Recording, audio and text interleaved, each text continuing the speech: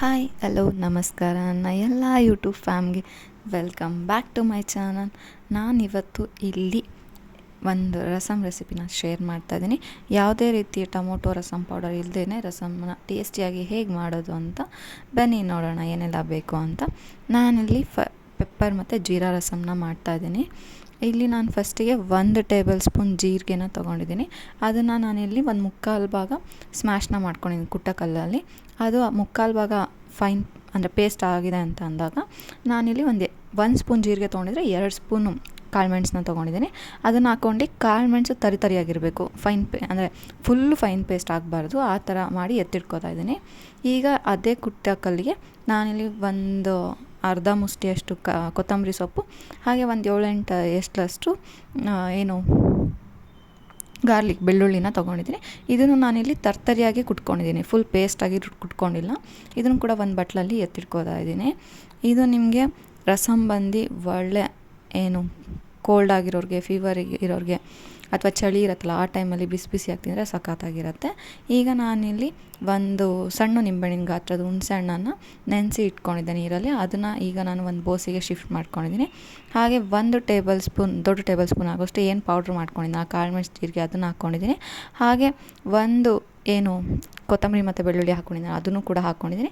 ಹಾಗೆ ಕರಿಬೇವಿನ ಸೊಪ್ಪನ್ನು ಸ್ವಲ್ಪ ಹಾಕ್ಕೊಂಡು ಬೆಲ್ಲನ ಹಾಕ್ಕೊಂಡಿದ್ದೀನಿ, 1/4 ಇಂಚಷ್ಟು ಬೆಲ್ಲನ ಹಾಕ್ಕೊಂಡಿದ್ದೀನಿ. ಹಾಗೆ ಸ್ವಲ್ಪ ಸಾಲ್ಟನ್ನು ಹಾಕ್ಕೊಂಡು ನೀರು ನಿಮಗೆ ಎಷ್ಟು ಬೇಕೋ ಅಷ್ಟನ್ನು ಆ್ಯಡ್ ಮಾಡ್ಕೊಂಡು ನೀಟಾಗಿ ಇದನ್ನು ಕೈಯಲ್ಲಿ ಮಿಕ್ಸ್ ಮಾಡಿ ಪಕ್ಕದಲ್ಲಿ ಇಟ್ಕೊಂಡಿದ್ದೀನಿ. ಈಗ ನಾನಿಲ್ಲಿ ಫಸ್ಟ್ ಒಗ್ಗರಣೆನ ಮಾಡ್ಕೋತಾ ಇದ್ದೀನಿ. ನಾನಿಲ್ಲಿ ಒಗ್ಗರಣೆಗೆ ತುಪ್ಪ ಮತ್ತು ಎಣ್ಣೆ ಎರಡೂ ಹಾಕ್ಕೋತಾ ಇದ್ದೀನಿ, ಫ್ಲೇವರ್ ತುಂಬ ಚೆನ್ನಾಗಿರುತ್ತೆ ಅಂತ. ಇದು ಬಿಸಿ ಆದಮೇಲೆ ನಾನು ಫಸ್ಟಿಗೆ ಹಸಿಮೆಣಸನ್ನ ಹಾಕ್ಕೋತಾ ಇದ್ದೀನಿ, ಒಂದು 3-4.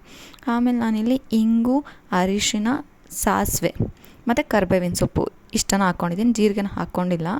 ಇದಿಷ್ಟನ್ನು ಹಾಕ್ಕೊಂಡು ನೀಟಾಗಿ ಇದು ಸಿಡಿದ ಮೇಲೆ ನಾನೇನು ರಸಮ್ಗೆ ರೆಡಿ ಮಾಡ್ಕೊಂಡಿದ್ದೆನಲ್ಲ ಆ ಮಿಕ್ಸ್ಚರಿಗೆ ಇದನ್ನು ಶಿಫ್ಟ್ ಮಾಡ್ಕೋತಾ ಇದ್ದೀನಿ. ರಸಮ್ ನಾವಿನ್ನು ಬಿಸಿ ಮಾಡ್ಕೊಂಡಿಲ್ಲ. ಈಗ ಒಗ್ಗರಣೆ ಹಾಕಿದ್ಮೇಲೆ ಒಂದು ಸಲ ಕೈ ಆಡಿಸಿ ಆಮೇಲೆ ನಾವೀಗ ರಸಮ್ನ ಬಿಸಿಗಿಡ್ತಾಯಿದ್ದೀವಿ.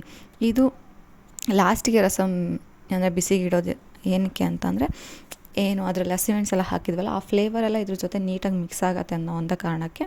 ಇವಾಗ ಇದನ್ನು ನೀಟಾಗಿ ಕೈ ಆಡಿಸಾದ್ಮೇಲೆ ಈ ಒಂದು ರಸಮ್ಮು ಒಂದೇ ಒಂದು ಕುದಿ ಬಂದರೆ ಸಾಕು, ತುಂಬ ಕುದಿಸ್ಬಾರ್ದು, ಫ್ಲೇವರ್ ಹೊಟ್ಟೋಗ್ಬಿಡುತ್ತೆ ಆ ಕಾಳುಮೆಣಸು ಅದೆಲ್ಲ.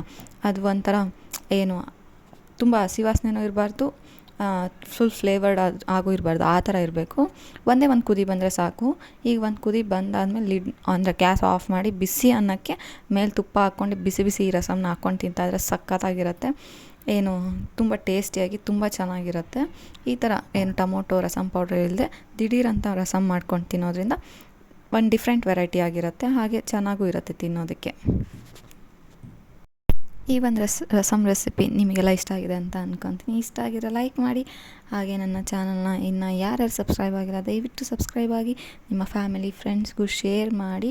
ಎಲ್ಲ ಥರ ವೀಡಿಯೋಸ್ನ ಹಾಕೋಕ್ಕೆ ಟ್ರೈ ಮಾಡ್ತೀನಿ, ಹಾಗೆ ಕೂಡ ಆಗ್ತಾಯಿದ್ದೀನಿ ಅಂತಲೂ ಅಂದ್ಕೊಂಡಿದ್ದೀನಿ. ನಿಮಗೆಲ್ಲ ಇಷ್ಟ ಆಗ್ತಾಯಿದೆ ಅಂತಲೂ ಅಂದ್ಕೊತಾ ಇದ್ದೀನಿ. ಇನ್ನು ಏನಾದರೂ ವೆರೈಟಿ ಬೇಕಿದ್ರೆ ಕಮೆಂಟ್ ಮೂಲಕ ತಿಳಿಸಿ. Thank you.